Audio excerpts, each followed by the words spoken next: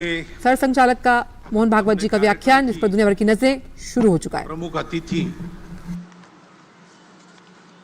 आदरणीय पद्मश्री श्रीमती संतोष जी यादव, विदर्भ प्रांत के माननीय संघचालक जी, नागपुर महानगर के माननीय संघचालक जी, नागपुर महानगर के माननीय सहसंघचालक जी, श्रद्धेय संतवृंद, उपस्थित नागरिक सज्जन, माता भगिनी एवं आत्मीय स्वयंसेवक बंधु,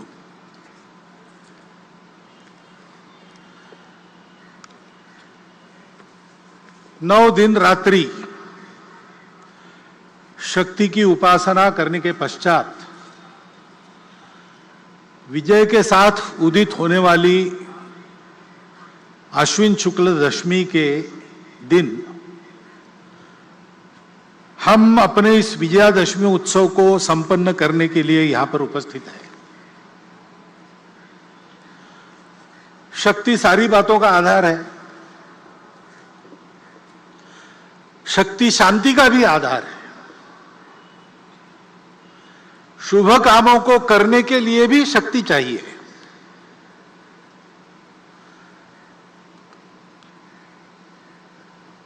जो न दुख को दुख मन में मानता,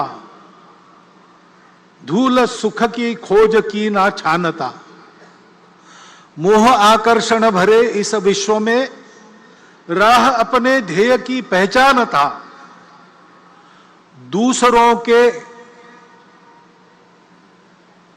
दुख को दूर करना, उसके लिए विष भी पीना जिसको स्वीकार है, ऐसे व्यक्ति को भी साधना के द्वारा शक्ति का अर्जन करना पड़ता है, क्योंकि साधना ही मुक्ति का शुभ द्वार है। शक्ति भी तो शांति का ही आधार है। ऐसे शक्ति उपासना का यह उत्सव है, विजय का यह उत्सव है, और संयोग है कि उसमें प्रमुख अतिथि के नाते उपस्थित श्रीमती संतोष यादव जी उसी शक्ति का, ऊर्जा का, चैतन्य का प्रतिनिधित्व करने वाली है।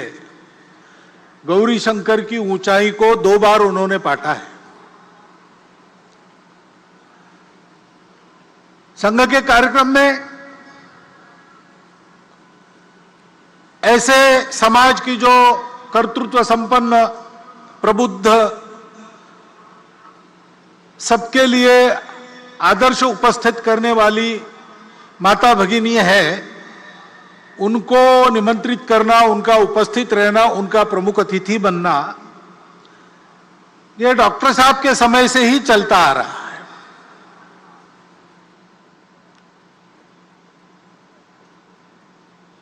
श्रीमती अनुसुयाबाई काले हमारे कार्यक्रम में आ चुकी है। उस समय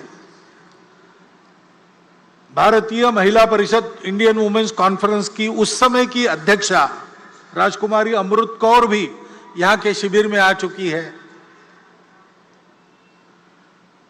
दिसंबर 34 में शिविर हुआ था, उसमें भी अध्यक्षता ऐसी एक महिला ने की थी, और तब से चलता आ रहा है।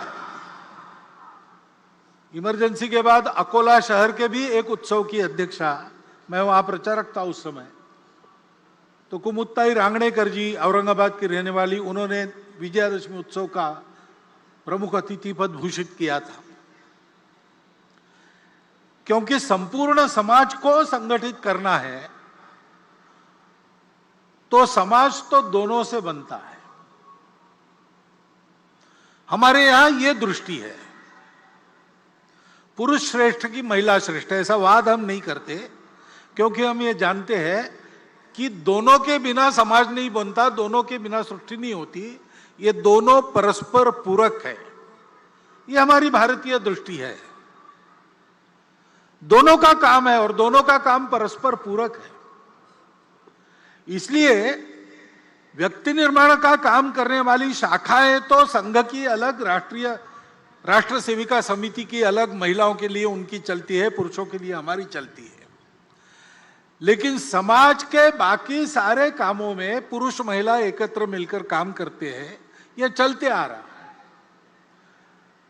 डॉक्टर साहब के समय की जो परिस्थिति थी, उस समय व्यक्ति निर्माण के काम के लिए 2 संगठन हो गए, लेकिन बाकी सभी कामों में सब मिलकर काम करते हैं, क्योंकि यह पूरकता की दृष्टि है। संपूर्ण समाज का संगठन करना है तो संख्या की दृष्टि से आधा भाग हमारे समाज का मातृशक्ति का है, उसकी उपेक्षा नहीं की जा सकती। उनको भी सशक्त करना पड़ेगा। हमारे यहां उनको माता मानते हैं, वत्सलता उनका गुण है, जगत जननी के रूप में उनकी कल्पना करते हैं। लेकिन ऐसी कल्पना करते करते क्या हमको विस्मृति हो गई पता नहीं, हमने उनकी सक्रियता के दायरे को सीमित कर दिया। और बाद में जो विदेशी आक्रमण हुए, उन आक्रमणों की परिस्थिति में उनकी सुरक्षा के नाम पर इस बंधन को एक वैधता प्रदान हुई। आक्रमण की परिस्थिति चली गई, लेकिन बंधन हमने कायम रखे, उनको कभी मुक्त नहीं किया। उनको जगत जननी मानना ठीक है, लेकिन इसका मतलब उनको पूजा घर में हम बंद करके रखे, बाहर ना आने दे, यह ठीक नहीं है। एक तो उनको जगत जननी मान के पूजा घर में बंद करते, अथवा द्वितीय दर्जे का मानकर घर में बंद करके रख देते। ये दोनों अतिवादिताओं को छोड़कर मातृशक्ति को सशक्त बनाना, प्रबुद्ध बनाना, उनको बराबरी के अधिकार से सार्वजनिक कार्यों में, परिवार के कार्यों में सर्वत्र निर्णय की स्वतंत्रता और निर्णय में बराबरी की साझेदारी देते हुए सक्रिय करना, इसकी आवश्यकता है। 2017 में विविध संगठनों में काम करने वाली और हमारी महिला कार्यकर्ताओं ने सारे भारत का एक बहुत बड़ा मातृशक्ति का सर्वे किया था। सब प्रकार की महिलाएं उसमें उन्होंने सर्वे में ली थी, यानी सन्यासिनियों से लेकर तो बड़े बड़े उद्योग चलाने वाली महिलाओं तक सबको उसमें लिया था। भारतवर्ष में महिलाओं का इतना समग्र सर्वेक्षण ये पहली बार हुआ है। वो सर्वे प्रसिद्ध भी हुआ, उस सर्वे को सरकार के पास भी दिया गया। दिल्ली में ही उसका लोकार्पण निर्मला जी सीतारामन जी के हस्ते हाथ में हुआ था, मैं था वहां पर। उस सर्वे के निष्कर्ष भी यही है, जो सब पुरुष कर सकता है मातृशक्ति कर सकती है। मातृशक्ति जो सब कर सकती है, वो सब काम पुरुष नहीं कर सकते, इतनी उनकी शक्ति है। और इसलिए उनको इस प्रकार प्रबुद्ध बनाना, सशक्त बनाना, उनका सशक्तिकरण करना, उनको काम करने की स्वतंत्रता देना और कार्यों में बराबरी की सहभागिता देना। दुनिया भर में जो व्यक्तिवादी और स्त्री मुक्तिवादी आंदोलन चलते हैं, उनके 5वें फेज के बाद अब 6वां पेज चल रहा है, उसमें वो भी अपने दृष्टिकोण को अनुभवों से मोड़कर इसी रास्ते पर आ रहे हैं। और इसलिए उस मातृशक्ति के जागरण का महत्वपूर्ण काम अपने परिवार से प्रारंभ करते हुए सार्वजनिक कार्यों में, संगठन संस्थाओं में भी उसको लागू करते हुए हमको समाज के पास ले जाना पड़ेगा, क्योंकि बिना उनके सहभाग से पूर्ण समाज की संगठित शक्ति खड़ी नहीं होगी। और पूर्ण समाज की संगठित शक्ति जब काम करने लगेगी, तब अपने देश के नवोत्थान के सारे प्रयास पूर्ण सफल होंगे, तब तक नहीं होंगे। आज हम उस नवोत्थान की आहट देख रहे हैं। हमारी प्रतिष्ठा दुनिया में बढ़ गई है, हमारी विश्वासार्हता बढ़ गई है। जिस प्रकार से हमने श्रीलंका के संकट में उसकी सहायता की, यूक्रेन के भूमि पर अमेरिका और रशिया की जो लड़ाई हो रही है, उसमें अपने देश के हित को ध्यान में रखते हुए और जागतिक मानवता के हित को भी कम न करते हुए जिस प्रकार की भूमिका हमने रखी, हमारी बात सुनी जा रही है, हमारा वजन बढ़ रहा है, हमको बड़ा आनंद होता है। राष्ट्रीय सुरक्षा के मामले में हम उत्तरोत्तर सफल होते चले जा रहे हैं और स्वावलंबी होते चले जा रहे हैं। कोरोना की विपदा से बाहर आने के बाद अब हमारी अर्थव्यवस्था धीरे धीरे पूर्व स्थिति पर आ रही है और वो आगे जाएगी, ऐसी भविष्यवाणी दुनिया के सभी अर्थतज्ञ कर रहे हैं। खेल के क्षेत्र में भी नीतियों में जो अच्छा परिवर्तन आया है वो तो है ही, लेकिन हमारे खिलाड़ी ओलंपिक्स में और पैरा ओलंपिक्स में भी अपनी कर्तृत्व को दिखा रहे, विजय प्राप्त करके देश का नाम रोशन कर रहे। अभिमान से हमारा सीना फूल जाता है। अभी अभी दिल्ली में कर्तव्य पथ का उद्घाटन हुआ, लोकार्पण हुआ। उसमें प्रधानमंत्री जी के भाषण में उन्होंने अपने देश के नवोत्थान के इस उदय काल के दृश्य को स्पष्ट किया है। सांस्कृतिक प्रतीक, आर्थिक प्रगति के प्रतीक, हमारे देश के स्वाभिमान के प्रतीक, स्वतंत्रता के लिए जिन्होंने अपना प्राणार्पण किया उनके गौरव के प्रतीक कैसे कैसे खड़े हो रहे, उसके पीछे अपने समाज का कर्तृत्व कैसे दौड़ रहा है, इस सारा वर्णन आपने भी सुना है। इस नवोत्थान की आहट को सुनकर हम भी प्रसन्न होते हैं और हम भी कदम से कदम मिलाकर आगे बढ़ने की इच्छा करते हैं। लेकिन इस दिशा में आगे बढ़ना है तो आत्मनिर्भर, ऐसा शब्द उपयोग करते हैं हम। आत्मनिर्भर भारत की आहट हो रही है, लेकिन हमारी आत्मा क्या है उसकी स्पष्ट जानकारी चाहिए, गोलमोल नहीं चलेगा। क्योंकि आत्मनिर्भरता के पथ का प्रकाश वो आत्मा ही देती है। तो हम क्या है, हमारी आत्मा क्या है, इसकी जानकारी स्पष्ट, और शासन, प्रशासन, समाज, नेतृत्व, कार्यकर्ता, इन सब में समान प्रकार की होनी चाहिए। ऐसा होने से हमारा पथ स्पष्ट होता है। क्योंकि ये प्रगति का पथ सीधा तो नहीं होता है, कोई भी पथ सीधा नहीं होता है, क्योंकि उसको परिस्थिति से जाना पड़ता है और परिस्थिति जैसी है वैसा ही जाना पड़ता है। यहां से मैं निकलूंगा उत्तर दिशा में जाने के लिए, डॉक्टर हेडगेवार भवन कार्यक्रम के बाद मुझे जाना है, लेकिन मुझे जाना पड़ेगा पहले दक्षिण में, बाद में मैं पश्चिम की ओर मुड़ूंगा और फिर उत्तर की ओर जाऊंगा, क्योंकि रास्ता वैसा है। तो ये लचीलापन तो रखना पड़ता है। मुझे उत्तर में जाना है, बीच में पहाड़ हो, खाई हो, कुछ भी हो, मैं दिशा नहीं बदलूंगा। ऐसा करेंगे तो संकट में पड़ जाएंगे, कदाचित पहुंच नहीं सकेंगे। तो रास्ता निकालने वालों को लचीलापन धारण करना पड़ता है, लेकिन लचीलेपन की मर्यादा भी ध्यान में तब आती है जब अपने स्व की, अपने आत्मा की ये जानकारी, ये कल्पना अपनी स्पष्ट हो और सबकी समान हो। क्योंकि सबकी समान कल्पना ऐसी होने के बाद एक विश्वास रहता है। उस विश्वास के कारण आपसी समझदारी बनती है, लचीलेपन के कारण अविश्वास नहीं आता है। तो परस्पर समझदारी, विश्वास का भी वातावरण बनता है। और जिनको लचीला होना पड़ता है उनको कितना लचीला होना है और कितना नहीं होना है, पैर कहां पक्के जमाने हैं और शाखा पल्लव कैसे कैसे हवा में मोड़ने हैं, इसकी समझदारी प्राप्त होती है। तो उसके कारण संपूर्ण समाज में एक सहचित्तता का वातावरण बनता है और उस सहचित्तता के कारण प्रगति होती है। प्रत्येक व्यक्ति के और सामूहिक रूप से हमारे समाज के राष्ट्रीय चरित्र का ये महत्व, इसलिए हमारे संगठन मंत्र में उसको स्थान है। समानो मंत्र समिति समानी, समानम मनः सहचित्तमेषाम,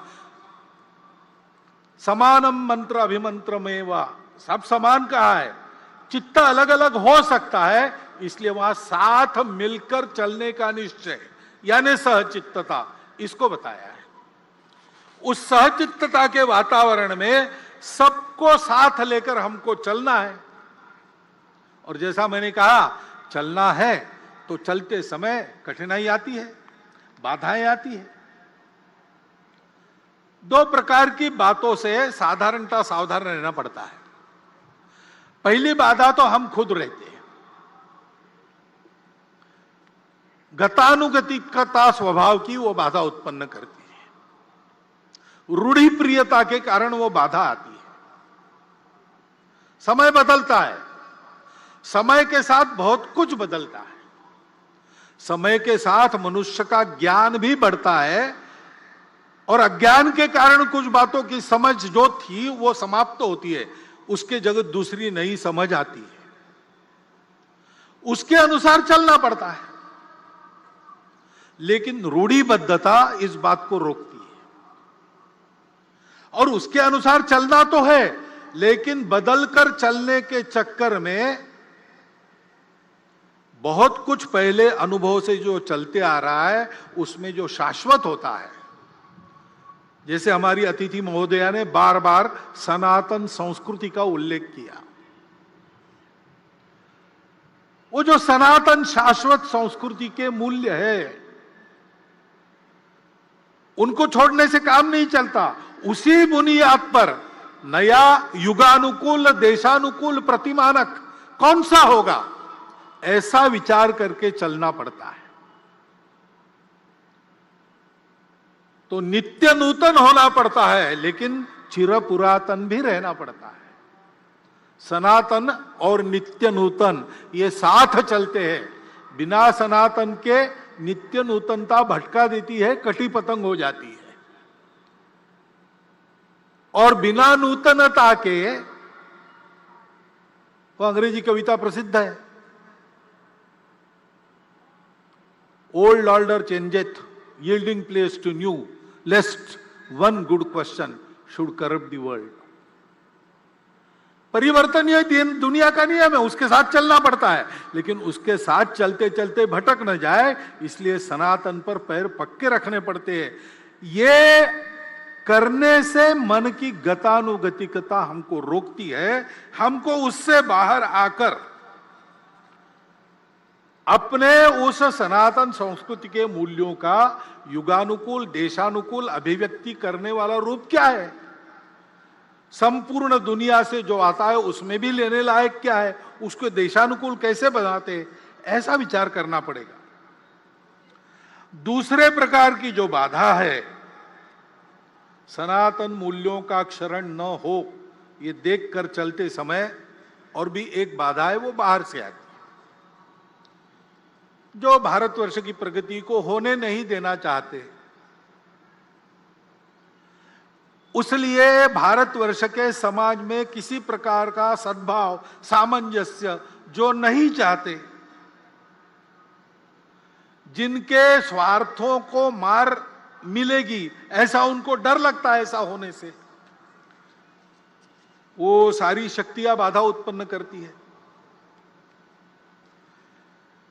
अब उनके साधन भी होते हैं, अपना स्वार्थ साधने के लिए असत्य विमर्श पैदा करते हैं, गलत विमर्श पैदा करते हैं, हमको भटकाने के लिए, हमारे मन में द्वेष उत्पन्न करने का प्रयास करते हैं, हमारे बीच दूरियां बढ़ाने का प्रयास करते हैं। ऐसे सतत उनके प्रयास चलते हैं जिससे इस देश में एक आतंक का वातावरण हो, कलह बढ़े, देश में एक प्रकार से अराजकता हो जाए, नियम कानून के प्रति सम्मान न रहे,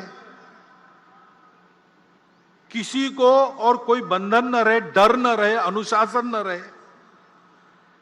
इस प्रकार की कार्रवाइयां उनकी चलती रही है, वर्णन करने का जरूरत नहीं, हम सबको पता है, हम सब उसको अनुभव कर रहे हैं। और हम उनको पैठ दे इसलिए वो हमसे नजदीकी जताते हैं, जाति के नाम पर, पंथ संप्रदाय के नाम पर। अपने निहित स्वार्थों के नाम पर भी हमारे हमदर्द बनकर आते हैं, उनके इस चंगुल में फंसना नहीं। राष्ट्र विरोधी ऐसी बातों का निर्भयतापूर्वक और निर्मोही होकर अपने पराये का विचार न करते हुए हमको निषेध ही करना पड़ेगा, प्रतिकार भी करना पड़ेगा। शासन प्रशासन इनको नियंत्रित या निर्मूल करने का जो प्रयास करता है उसमें उनके सहयोगी बनना पड़ेगा। ये कार्रवाइयां चल रही है, भोलेपन से समाज उसमें फंसे नहीं। एक बहुत पुराना मराठी भावगीत मुझे याद आता है, शायद लता जी ने ही गाया है। उसमें यह कहा गया है, वाढवीत भेदभावा दुष्टतोचा फिरतो कावा। भेदभावों को बढ़ाते हुए दुष्टता अपने छल कपट कर रही है। गाठुनिया भोळ्या जीवा अंधारात घालील घाव। अंधेरे में आघात करेंगे लोगों के भोलेपन का लाभ उठाकर। चित्त नित्य सावध ठेवा, नित्य सावधान रहो। एक लक्ष्य लाओ न डोळे, एक लक्ष्य के तरफ अपनी नजर गड़ा के रखो, उस लक्ष्य का भान रख के सावधान रहो। वो लक्ष्य क्या है? स्वाभाविक है, भारत का परम वैभव यही अपना लक्ष्य है। और इस लक्ष्य के लिए इस प्रकार सजगता से समाज का सबल और सफल सहयोग आवश्यक है। क्योंकि परिवर्तन आता है, परिवर्तन लाने वाले उपकरण रहते हैं, शासन है, प्रशासन है, समाज में तरह तरह के संगठन हैं, संस्थाएं हैं, एनजीओ काम करती है। लेकिन इन सबकी यशस्विता समाज का जब तक उनको समर्थन मिलता नहीं, समाज में जब तक वो परिवर्तन आता नहीं, तब तक ये सफल नहीं होती। कई इसके उदाहरण हैं।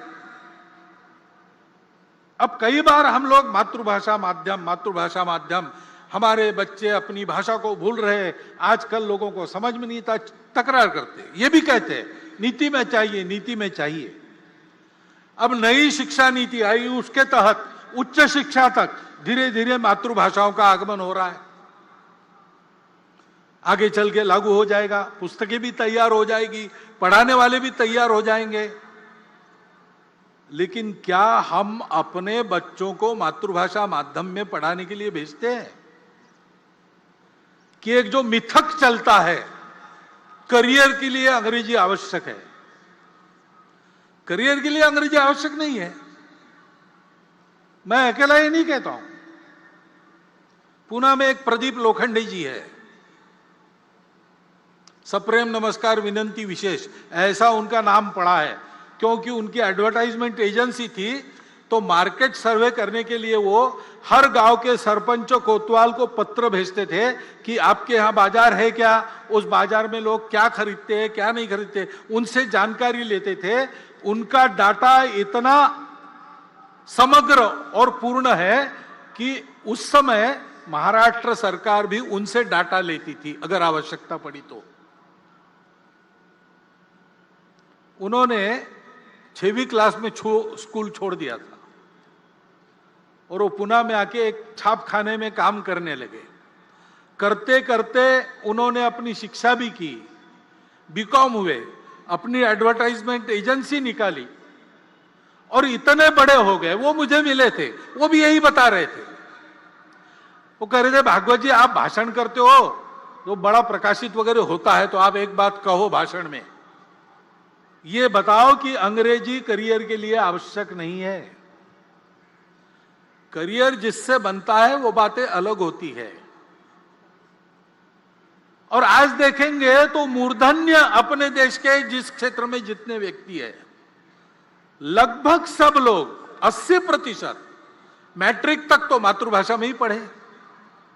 ऐसा होने के बाद भी और शासन की नीतियां इस ओर आने के बाद भी अगर हम अपने बच्चों को मातृभाषा में पढ़ाने वाले स्कूलों में नहीं भेजेंगे तो क्या वो नीति यशस्वी होगी?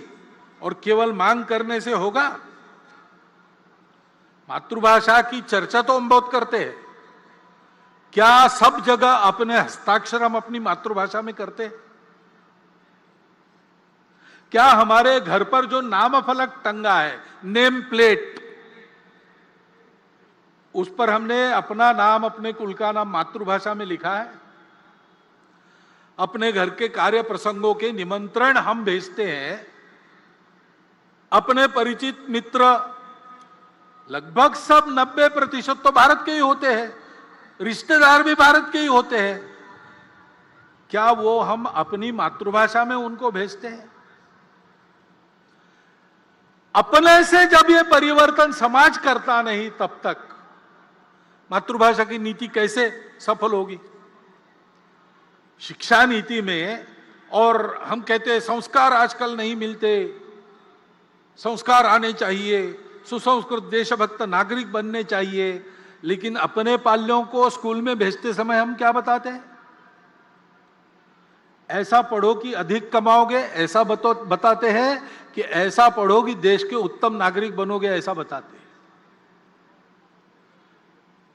पाल्यों को अगर हम ये मंत्र देकर भेज रहे कि कुछ भी करके अधिक कमाने वाली डिग्री लो, तुमको उस डिग्री का ज्ञान लेने की इच्छा हो ना हो, मन के विरुद्ध पैसा पैसा पैसा पैसा ऐसा होने के लिए तुमको वही करना चाहिए, जब तक ये अभिभावक पढ़ाते तब तक छात्र कैसे देशभक्त सुसंस्कृत नागरिक बनेंगे?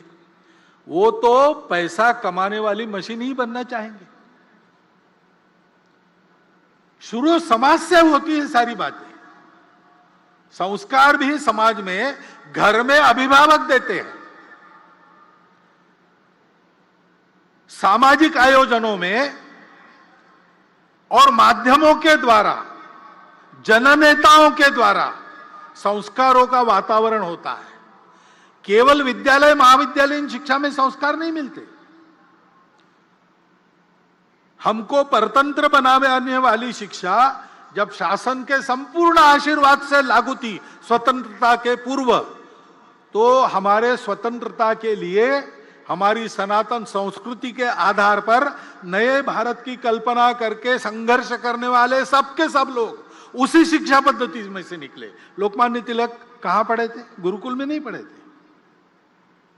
महात्मा गांधी गुरुकुल में नहीं पढ़े थे। योगी अरविंद गुरुकुलों में नहीं पढ़े थे। डॉक्टर हेडगेवार की शिक्षा अंग्रेजी पद्धति से हुई थी। लेकिन ये सब लोग देशभक्त सुसंस्कृत लोग क्यों बने? तो केवल स्कूली शिक्षा पे निर्भर नहीं थे। घर का वातावरण, समाज का वातावरण, इसके कारण उनके संस्कार बने। समाज का यह दायित्व बनता है, प्रत्येक परिवार का जो समाज की छोटी इकाई है उसका यह दायित्व बनता है। वहां परिवर्तन नहीं आएगा तो कैसे शिक्षा नीति संस्कार लाने में सफल होगी? दूसरी ऐसी स्वास्थ्य की आवश्यकता रहती है।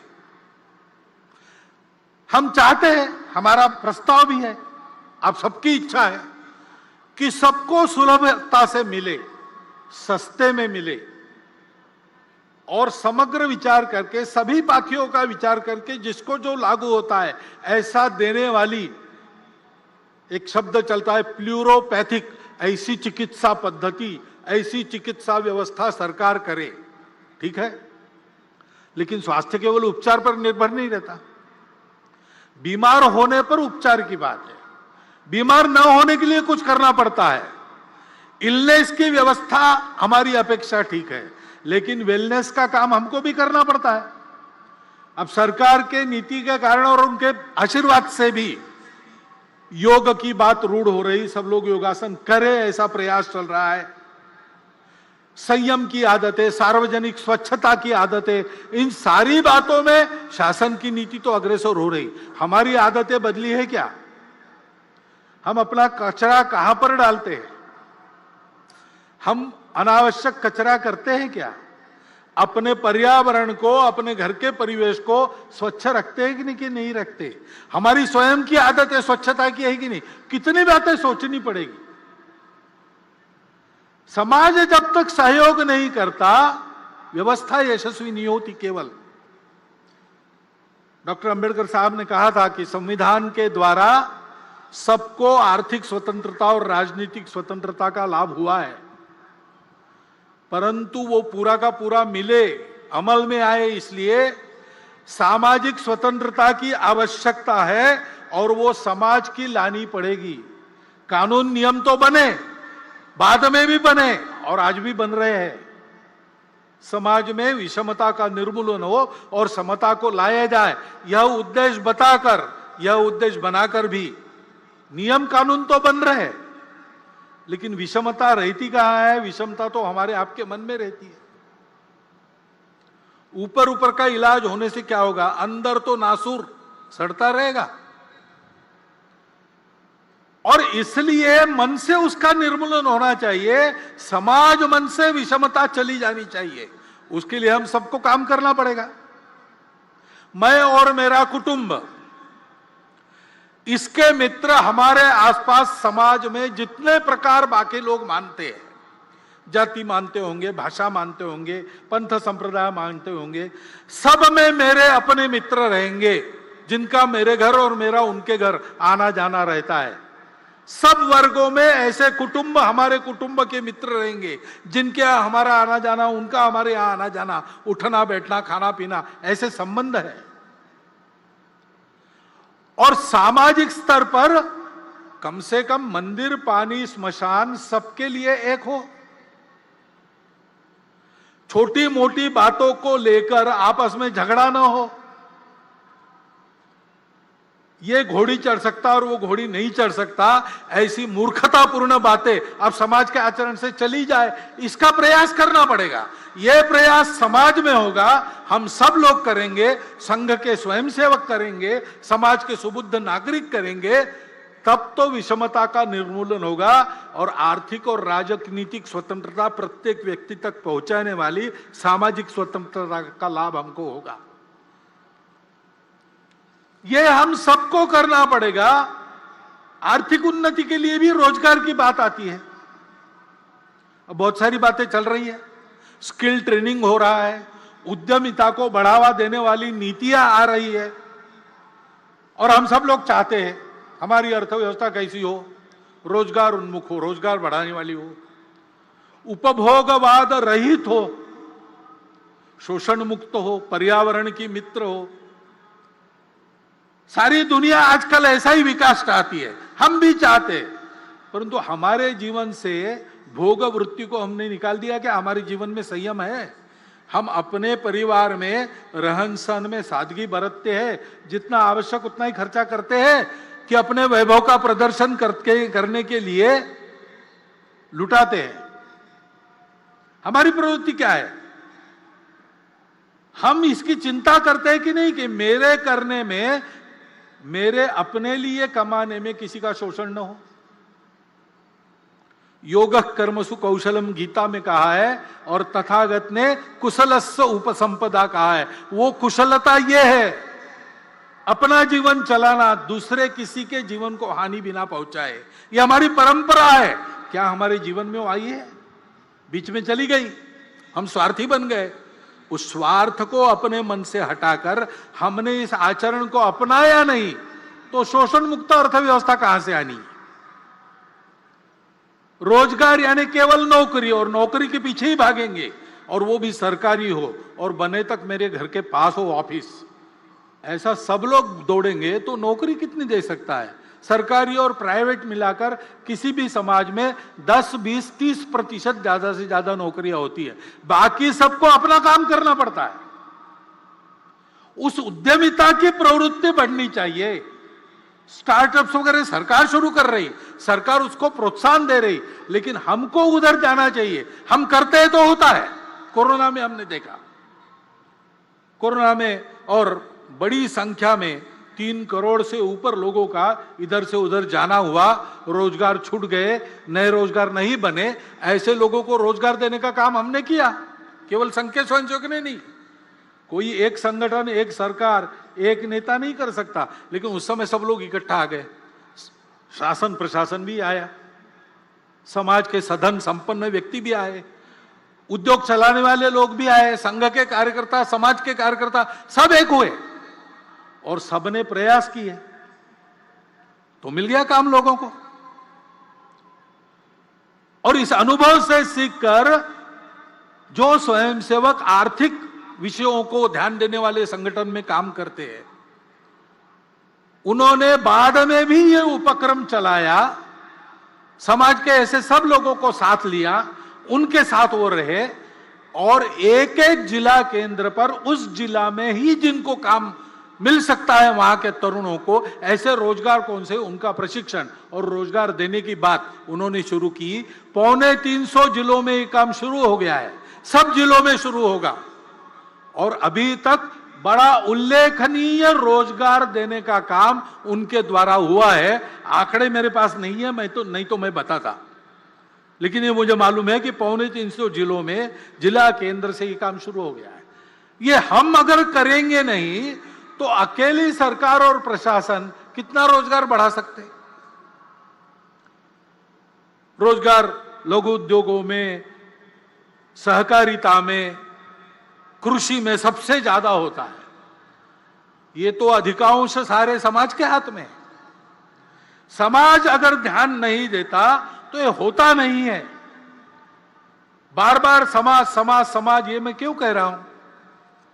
सरकार को उसके दायित्व से मुक्त करना मैं नहीं चाहता हूं, और हमको मुक्त नहीं करना है, उस पर नजर रखनी है, ठीक करते हैं कि नहीं अपने दायित्व को पूरा। जनता का यही काम है। परंतु वो अपना दायित्व पूरा करेंगे तो भी अगर समाज नहीं करता तो उनकी बातों का यश नहीं आने वाला, क्योंकि सब बातों का कारण समाज है। उस समाज में यह परिवर्तन लाना पड़ेगा।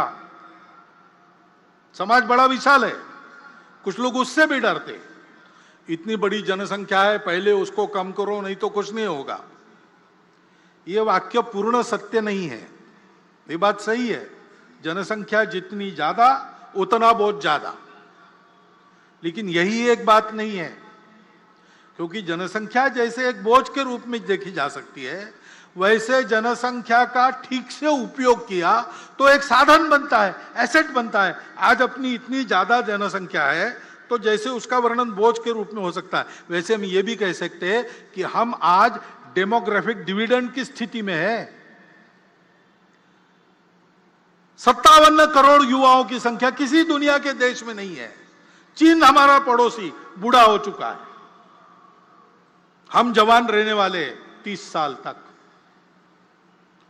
जनसंख्या का विचार दोनों रूप से हो सकता है, वो एक साधन भी है, और एक परिस्थिति में विचार करता है तो एक बात लगती है, दूसरे परिस्थिति में विचार करता है दूसरी बात लगती है।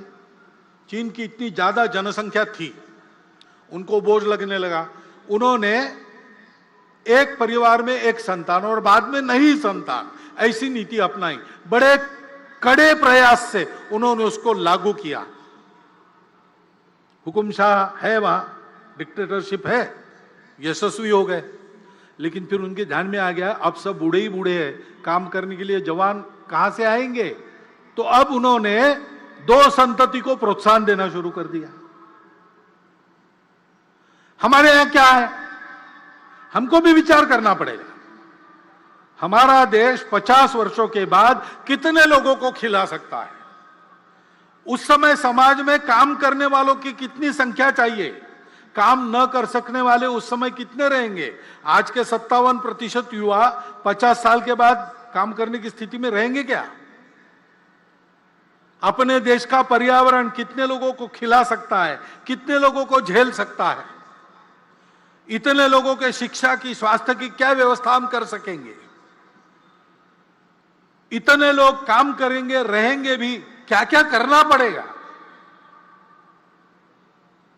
और केवल देश का प्रश्न नहीं है, जन्मदात्री तो माता होती है, वो हमारी मातृशक्ति का सशक्तिकरण हमने कितना किया है, उनका स्वास्थ्य कैसा है, उनको उनकी इच्छा क्या है, उनकी आवश्यकता क्या है, परिवार की भी आवश्यकता होती है, परिवार का भी विचार क्या है। यह एक समग्र विचार करके एक नीति बनानी पड़ती है।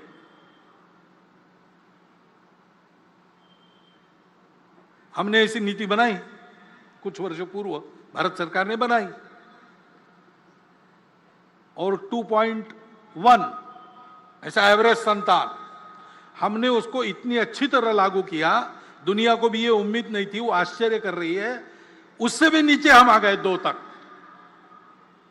लेकिन बहुत नीचे आना भी गड़बड़ होता है, क्योंकि घर के बच्चों को सामाजिक व्यवहार का प्रशिक्षण परिवार में मिलता है। परिवार में संख्या चाहिए, अपने बराबरी के भी 2-3 लोग चाहिए, ऊपर के भी चाहिए, नीचे के भी चाहिए। तो सबसे बात कैसे करना, सामाजिक संस्कार कैसे होता है, अपने अहंकार को कैसे संयमित करना पड़ता है, ईगो मैनेजमेंट कैसी करनी पड़ती है, ये सारी बातें सीखनी पड़ती है। उसके लिए परिवार की संख्या भी चाहिए। और जनसंख्या बहुत कम हो गई तो फिर बढ़ना बंद होता है, तो समाज के समाज लुप्त हो जाते हैं, भाषाएं लुप्त हो जाती है। कितनी भाषाएं दुनिया की बोलने वाले नहीं रहे, भाषाएं समाप्त हो गई। और इसलिए ऐसा समग्र विचार करना चाहिए। और ये भी हम देखते हैं कि जनसंख्या में प्रमाण का भी संतुलन चाहिए। हम भुगते हैं, जनसंख्या का असंतुलन हुआ तो 50 साल पहले उसके गंभीर परिणामों को हमने भुगता। और केवल हमारा ऐसा हुआ ऐसा नहीं, आज की तारीख में पूर्व तिमोर नाम का एक नया देश बना, दक्षिण सूडान नाम का नया देश बना, कोसोवो बना। जनसंख्या में पंथ संप्रदाय के प्रमाण में अंतर आने से नए देश बन गए, देश टूट गए। यह असंतुलन जन्मदर एक भाग है उसका, लेकिन जोर जबरदस्ती या छल कपट से, लालच से मतांतरण, यह सबसे बड़ा फैक्टर है। और जहां सीमा पार से घुसपैठ होती है, वहां घुसपैठ से भी यह होता है। उस संतुलन का भी ध्यान रखना देश हित की दृष्टि से अनिवार्य बात है। और इसलिए जनसंख्या की एक समग्र नीति बने, वो सब पर समान रूप से लागू हो। एक बार बनने के बाद किसी को छूट न मिले और समाज इसको स्वीकार कर ले, इसलिए उसके लिए मन बनाकर उसको लाया जाए, इसकी आवश्यकता है। क्योंकि फिर से समाज में अगर उसको नहीं माना तो नीति क्या करेगी? समाज स्वीकार करता है, अगर लाभ देने वाली बात है, स्वार्थ की बात है, समाज सहर्ष स्वीकार करता है, उसको लिए समझाना नहीं पड़ता। लाभ दिखता है या 3 साल के बाद, 5 साल के बाद, 10 साल के बाद बच्चों को मिलने वाला है, ये अगर पक्का है, समाज उसको स्वीकार करता है। लेकिन जहां देश के लिए छोड़ना पड़ता है, हमको नहीं मिलेगा किसी और को मिलेगा, जलना बंद करके देना पड़ता है, वहां समाज में सहयोग दिखता है कि प्रतिरोध दिखता है? सवाल बात है। जो ऐसा त्याग करना पड़ता है, जो ऐसी तपस्या करनी पड़ती है, उसको भी समाज स्वीकार करे। इसलिए स्व की जागृति का महत्व है, क्योंकि समाज यानी हम है। एक मैं यहां हूं, लेकिन मेरा समाज, हमारी सबकी एक समान पहचान है। वो हमारी समान पहचान कौन सी है? सौभाग्य से भारतवर्ष में इतनी सारी भाषाएं हैं, इतने सारे पंथ संप्रदाय है। विदेशों के आक्रमण के कारण भी कुछ संप्रदाय हमारे यहां बन गए, हमारे ही लोग उस संप्रदाय में हैं। उनकी पूजाएं पंथ संप्रदाय विदेशी है, वो यहां के हैं। कुछ दशकों पूर्वज उनके वही थे जो हमारे। इतने सारे खान पान रीति रिवाज है, इतने प्रांत है, इतने सारे प्रकार है लोगों के, तो स्वार्थ भी अलग अलग हो जाते हैं। फिर भी सदियों से हमारा राष्ट्र जीवन का एक सनातन अक्षुण्ण प्रवाह चला है। भारत का अस्तित्व सदा रहा है, व्यवस्थाओं की भी विविधता रही, राज्य भी अनेक रहे, लेकिन सदैव भारत रहा, भारत एक रहा। पूरे भारत की प्रशस्ति रामायण में है। पूरे भारत की प्रशस्ति बाद के महाभारत में है। पूरे भारत की प्रशस्ति कालिदास में ने भी लिखी है, गुरु नानक देव जी ने, श्रीमद शंकर देव जी ने, सुब्रमण्यम भारती ने, रविन्द्रनाथ टैगोर ने, सब लोगों ने। क्या समय था, कौन सी व्यवस्था थी, राज्य एक थे या अनेक थे, राज्य करने वाले अपने थे या विदेश के थे, बिना इसका विचार किए पूरे भारत का स्तुतिगान गाया है। हमारा देश उस समय से एक देश है, एक राष्ट्र है, क्योंकि इन विविधताओं को स्वीकार करने की बात हमारे समझ में बहुत प्राचीन समय में आ गई। हमारे पूर्वजों ने यह प्राप्त किया सत्य कि सारा अस्तित्व एक की अभिव्यक्ति है। उस एक को जान लो तो कभी फीका न पड़ने वाला शाश्वत सुख प्राप्त होता है, और इसलिए उसको प्राप्त करने के लिए उपभोग को छोड़ के चलना, ऐसा जीवन और वो प्राप्त करना, ये परम लक्ष्य, ऐसा तरीका सब अपना है, क्योंकि सब एक से, मैं जिससे बना हूं, मैं जिसको व्यक्त करता हूं, दूसरे जगह, दूसरे रूप में, दूसरे प्रकार से, दूसरे नाम से, दूसरे रूप में कोई और उसको वही प्रकट करता है, और इसलिए वो दिखता अलग है लेकिन मेरे से अलग नहीं है, वो मैं ही हूं। उसका सुख मेरा सुख, उसका दुख मेरा दुख। ये हमारे पूर्वजों ने पहचाना, संपूर्ण पृथ्वी को एक कुटुंब माना और संपूर्ण विश्व एक घर बने, इस प्रकार का लक्ष्य लेकर जीवन कैसे जीना, इसका आदर्श संपूर्ण दुनिया को देने के लिए एक समन्वय की संस्कृति बनाकर स्व के आधार पर इस राष्ट्र का निर्माण किया। वो संस्कृति, वो हमारे पहचान का पहला आधार है, वो हमारे राष्ट्रीयता का पहला आधार है, जिसको बार बार सनातन सनातन कहा हमारे प्रमुख अतिथि महोदया ने। वह हमारी चलती हुई भारतीय संस्कृति, खान पान, रीति रिवाज वगैरह ऊपर की बात है, आचार धर्म है, वो बदलते रहता है, लेकिन मूल्य समान है, क्योंकि इस सत्य के वो है, वो कोई कल्पना नहीं है, थियरी नहीं है, उस सत्य को साक्षात किया, वो सत्य सदा विद्यमान रहता है। उसके आधार पर हमने कहा कि धर्म से चलो। क्या धर्म है?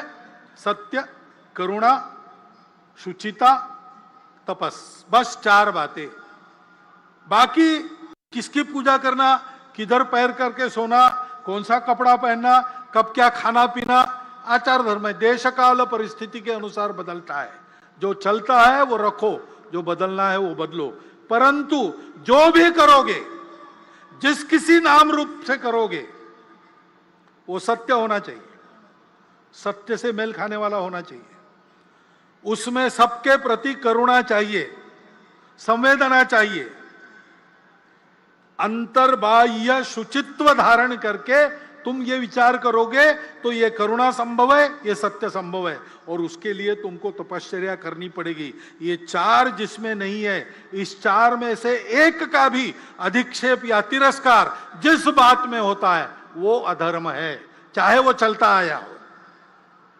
इसलिए अस्पृश्यता अधर्म है, जात पात की विषमता भेद अधर्म है, कहीं भी लिखा हो। इसमें सत्य हम सब एक है, इसका अधिक्षेप होता है। इसमें परस्पर संवेदना करुणा का अधिक्षेप होता है। इसमें तन मन की शुचिता का अधिक्षेप होता है, और इसमें तपस की प्रतिष्ठा कम हो जाती है।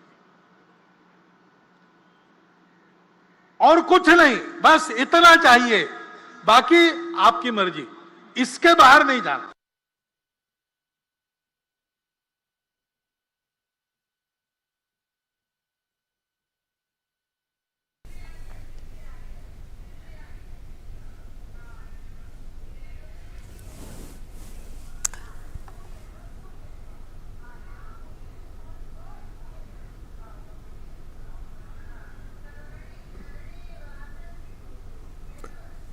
तो आप नागपुर से सुन रहे थे सर